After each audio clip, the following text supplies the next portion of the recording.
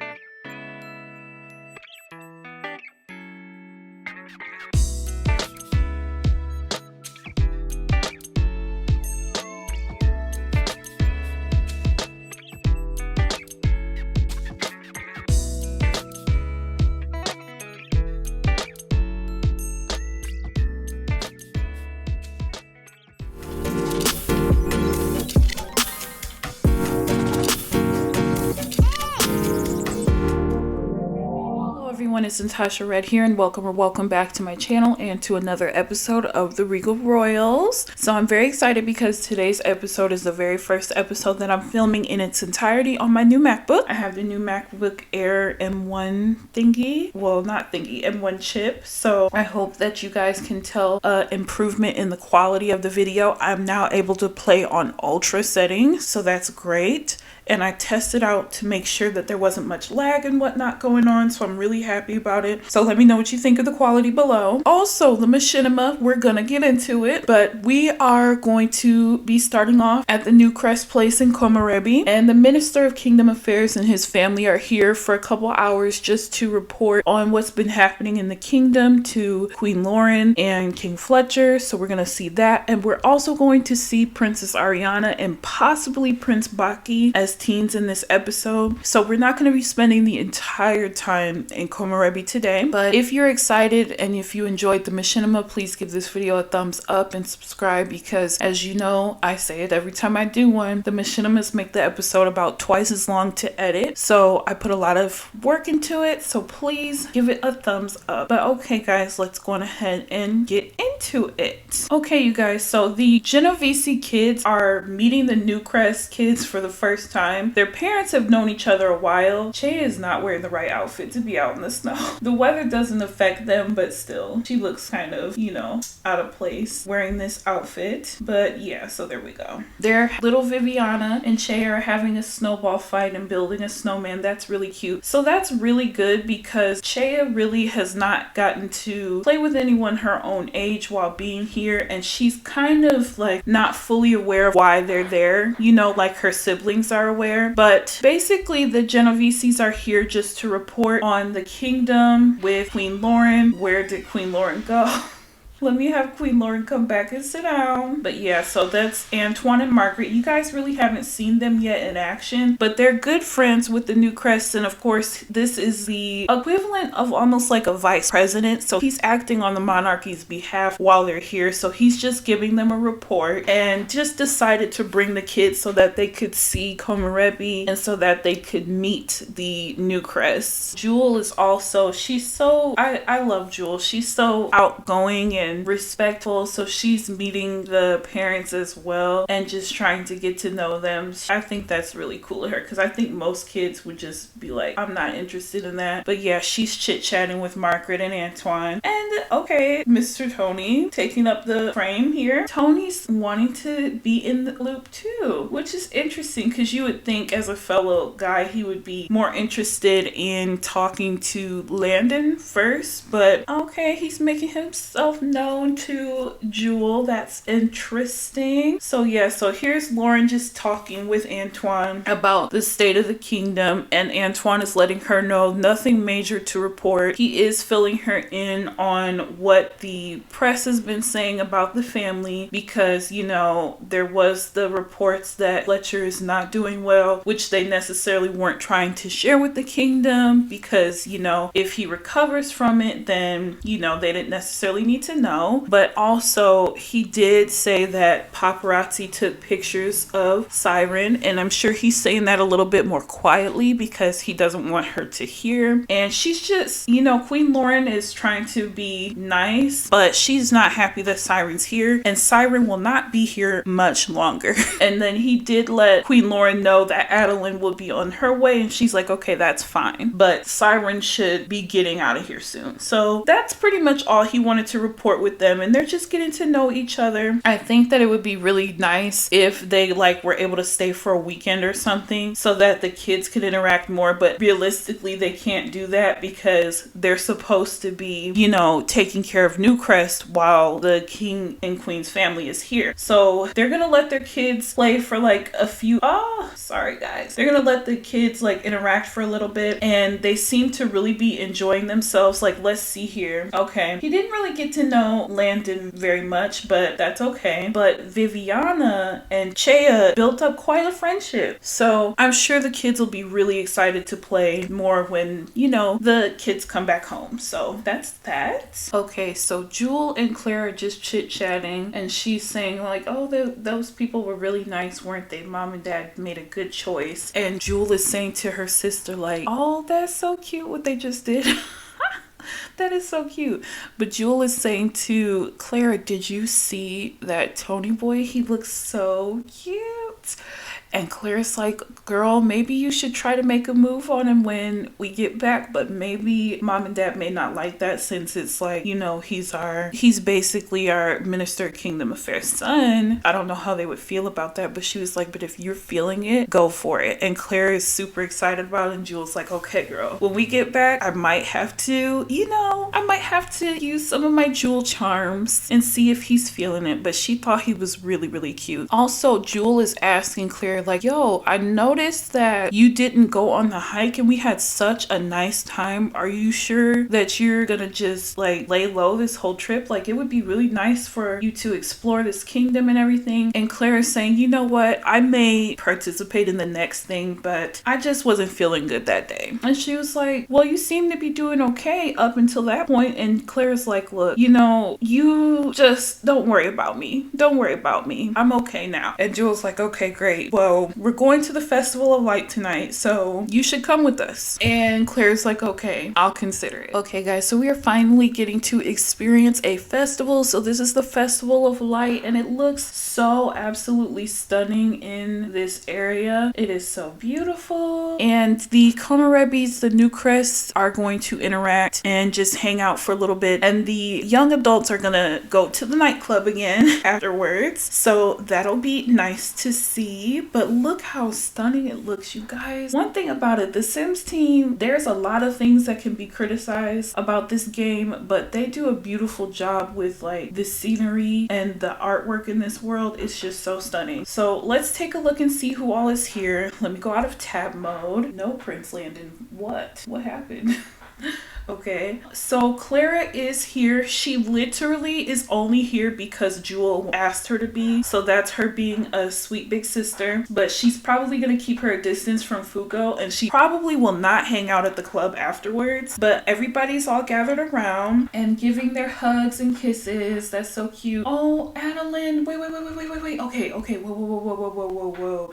Wait, she looks upset. Okay, why is Addeline upset? Oh, she was just going to sit down. Okay, so see, she didn't come right away to Brayden. She's a little bit, y'all saw from the machinima, she was not too happy with him. And she's also probably a little bit angry with Siren because she did not tell her that she was coming here. So we're going to add Addeline to the family for a little bit because she's going to now stay here for the rest of the time that they're here because she wanted to be with Brayden. And look how sad she looks. She was sad, okay. She was probably really sad and was missing Brayden and then was upset and like emotionally confused. Let us have Brayden reassure his fiance. Come on now, reassure her and apologize. Yes, Brayden needs to apologize. Even though it's not his fault that Siren came here, he definitely should have made it like top priority to let her know. And you know, with everything going on, he just didn't do that. So let's have him try to reassure her and whatnot. Let's see what else. Other interactions. Oh, look at that. Let's I don't know, compliment her. Yeah, he's got a lot of work to do to make her feel better, but he's probably like so happy that she's here now. And he's gonna have, wait a minute, these bats always show up. Does that mean a vampire is present? I don't know, but yeah, so Adeline's gonna be feeling a lot better about things now that she's here. And I'm sure, you know, Siren does not necessarily have feelings for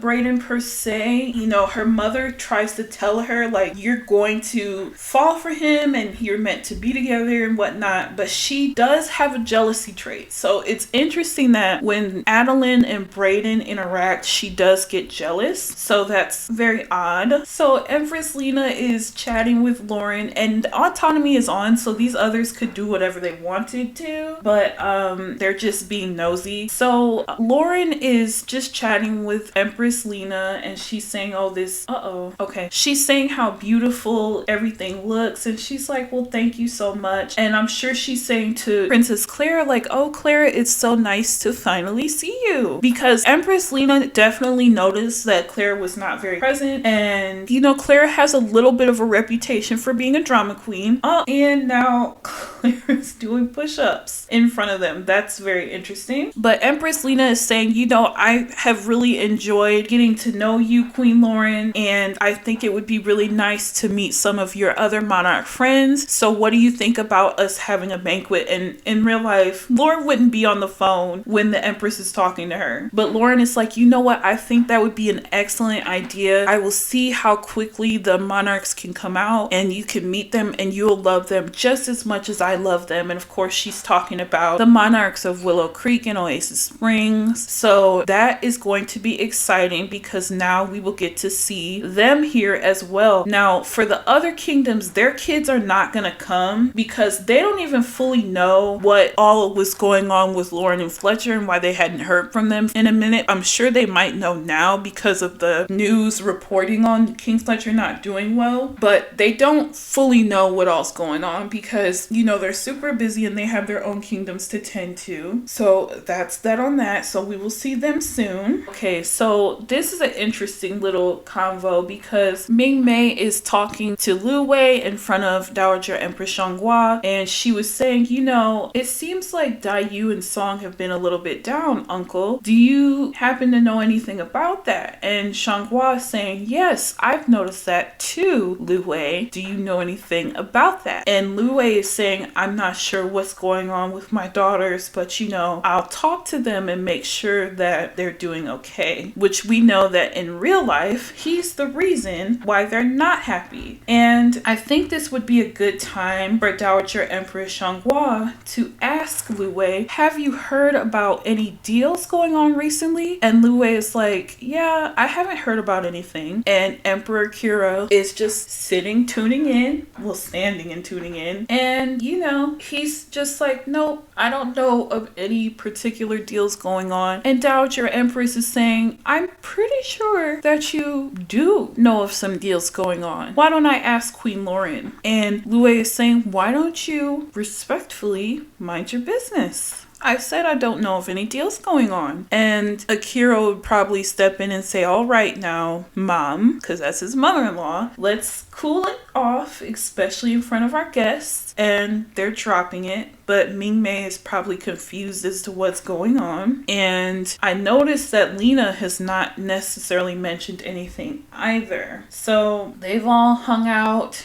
enjoyed the festival a little bit. Look at Clara. Clara is a trip, you guys. Look at her. I cannot with her. But yeah, so it looks like maybe Addeline was getting to know Song and Dayu a little bit. Was she? Oh yeah, she's gotten to know Song. So that's really nice. So I think that Addeline probably wouldn't necessarily want to join them at the club tonight because she's probably really tired from traveling so much. Especially it's like almost 4 a.m. here. So we're going to go on ahead and have them go meet up at the club. And I'm sure that Clara and Addeline will head back to the house because, you know, Adeline's probably tired. Clara probably wants to catch up with her and she definitely doesn't want to be around Fuko still. So that's what we'll have them do. And we will go on ahead and go to the next thing. Wait. Oh, you guys look. Oh no. Oh man. Okay, you guys. So I promised you that you would get to see Princess Ariana. You guys seem to really enjoy her cast video, which was great. And here she is at her birthday party. If you're wondering why is she not having her party at the palace, it is because she had a hissy fit and said that she wanted her birthday party to be outdoors, and her mom was not very happy with that because as you can see it's snowing outside. It's actually pretty cold, but we know in the game, the way I have the settings, it's not like they're gonna freeze to death or anything, but they otherwise very much so could because, you know, it's really cold out. It's also super early in the morning. It's not even 8 a.m. yet, and actually it's not Pride's Fest, you know, today. But yeah, so Jules has also aged up into a teenager, so this is how Jules looks. He looks very miserable out there, but Ariana doesn't care because today is about her. Everybody looks super nice though. Let's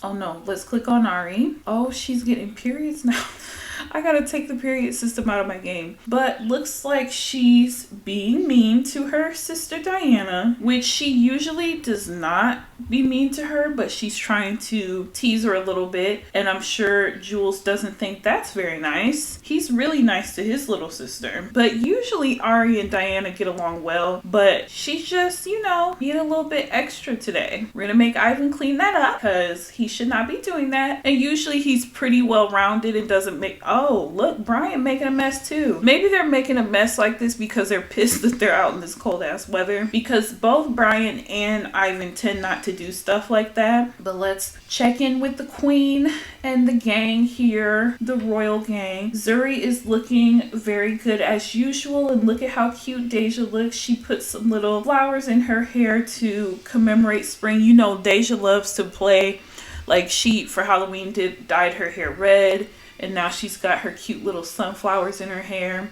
But they're just chit-chatting and, you know, not thinking too much of Ariana's behavior at the moment. They're kind of just taking it easy. So they're letting the kids do them a little bit. But interestingly, Ivan and Dominic and Deja are sitting over here with the parents, kind of just keeping out of trouble for the most part. I'm glad I went out today. Okay, so King Jared seems to be happy about being outdoors.